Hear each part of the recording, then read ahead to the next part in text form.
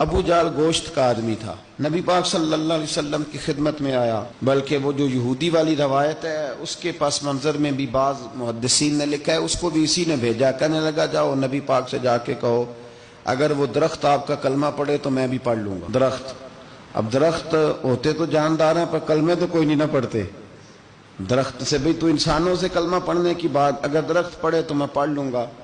تو نبی پاک صلی اللہ علیہ وسلم دور بیٹھے تھے، درخت دور تھا، اور امام سیوطی علیہ رحمہ نے لکھا ہے درخت بھی کیکر کا تھا۔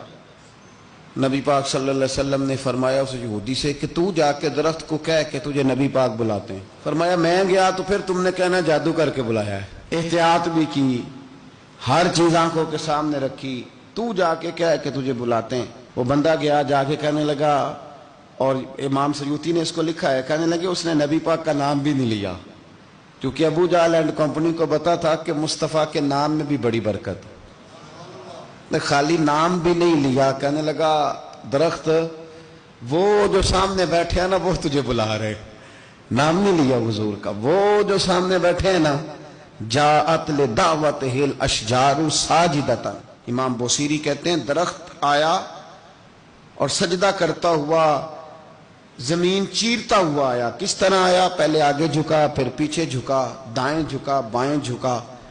یہاں بھی لکھنے والوں نے لکھا ہے کہ وہ نہ درخت اپنی جڑیں اکھیڑ رہا تھا، جب چلنا تھا نا اس نے حضور کی طرف آنا تھا تو آگے دائیں بائیں ہوا، جڑیں اکھیڑ رہا تھا۔ لیکن ہمارے استاد جب ہمیں یہ روایت پڑھایا کرتے تھے تو کہتے تھے جڑیں نہیں اکھیڑ رہا تھا، جب اس نے سنا مجھے نبی پاک نے بلایا تو اسے وجد ہو گیا تھا۔ تو درخت آیا، اس نے آ کے نبی پاک کو سجدہ کیا، لکڑی کا بنا ہوا درخت ہے، سجدہ کیا۔ سجدہ کرنے کے بعد درخت اٹھا اور اٹھ کے اس نے نبی پاک کا کلمہ پڑھا۔ وہ جس کو ابو جہل نے بھیجا تھا نا یہودی، وہ درخت کی حالت دیکھ کے کلمہ پڑھ گیا، لیکن یہی بے ایمان کہنے لگا اوئے ہوئے ان کا تو درختوں پہ بھی جادو چلتا ہے۔ لا ریب فی، شک قرآن پاک میں، لیکن اگر بندے کے دماغ میں ہو، سادی مثال دیتا ہوں کہ سامنے دیوار صاف ہو لیکن گرد اگر آئینے پہ پڑی ہو، دیوار صاف کرنی چاہیے کہ اینک کا شیشہ صاف کرنا چاہیے؟ ساری زندگی لوگ دیوار صاف کرتے گزار دے۔ ابو جہل پھر آ گیا، کہنے لگا اگر آپ چاند کے 2 ٹکڑے کر دیں تو میں کلمہ پڑھنے کو تیار۔ اچھا یہاں بھی بڑی مزے کی بات ہے، اللہ نے پہلے کہہ دیا نبی پاک کو کہ ان الذین کفروا سواء علیہم اانذرتہم ام لم تنذرہم لا یؤمنون۔ محبوب یہ جن کی قسمت میں کفر ہے نا، آپ انہیں ڈرائیں چاہے نہ ڈرائیں، یہ ایمان نہیں لائیں گے۔ کنکروں نے بھی کلمہ پڑھ لیا، درختوں نے بھی پڑھ لیا، سارا کچھ ہو گیا، اور اللہ نے بھی کہہ دیا کہ محبوب اس بے ایمان نے کلمہ نہیں پڑھنا، پر حضور نے فرمایا یہ پڑھے نہ پڑھے ہم نے میدان نہیں چھوڑنا، جتنی دفعہ آئے گا نا ہم اسے ضرور معجزہ دکھائیں گے، جتنی دفعہ آئے گا ہم کیوں میدان چھوڑیں۔ آگے کہنے لگا جی اگر چاند کے 2 ٹکڑے کر دیں تو اقتربت الساعۃ وانشق القمر، تو نبی پاک صلی اللہ علیہ وسلم نے انگلی کا اشارہ کیا، چاند 2 حصوں میں بٹا۔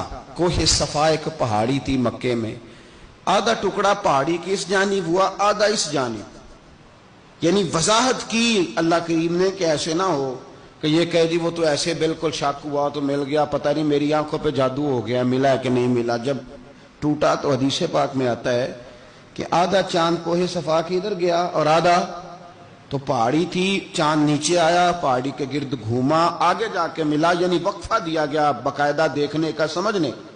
پوری دنیا میں جتنے لوگ اس وقت چاند دیکھ رہے تھے، ہندوستان تک روایتوں میں ملتا ہے کہ لوگوں نے گواہی دی کہ ہم نے چاند ٹوٹتے دیکھا ہے۔ زمانہ مان گیا، لوگوں کی چیخیں نکل گئیں، لوگ قدموں میں گر گئے، پر وہ جس کے دماغ میں شک تھا نا وہ نہیں مانا۔ شجر و حجر پہچان گئے پر انسان کی نظروں میں شک ہی رہا۔ دنیا میں سب سے مجبور، کمزور، بزدل، کم فہم بندہ وہ ہے جس کے دماغ میں شک ہے، سب سے کم فہم آدمی، اس کی فراست روحانیہ 0 ہے۔